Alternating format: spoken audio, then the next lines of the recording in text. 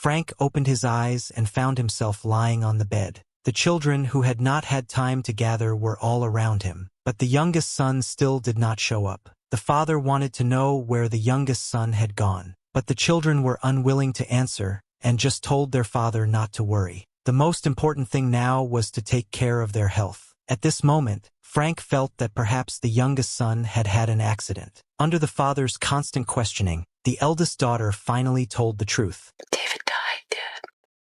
I'm sorry.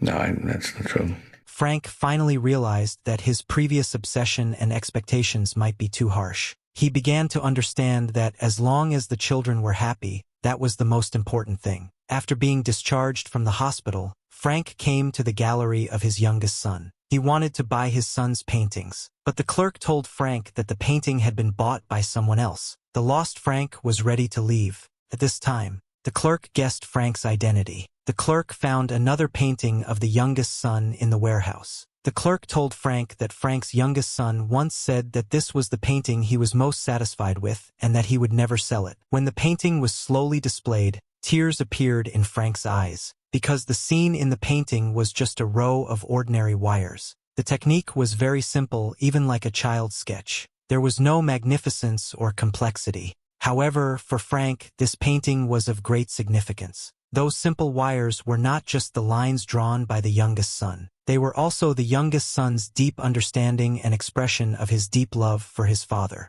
It's Christmas again. But this time, Frank didn't ask the children to come home as strongly as he did in previous years. He learned to let go. He learned to give them more space and freedom. But when Frank was decorating the house, the children also appeared beside him. Frank now understands that he doesn't need to put his demands on the children, because this will lead to no one willing to tell him the truth. So Frank began to change himself, learn to listen, learn to understand. The happiness we pursue throughout our lives is nothing more than the most ordinary family affection in the world. The health of parents and the gentle relationship between family members are the greatest wealth in this life.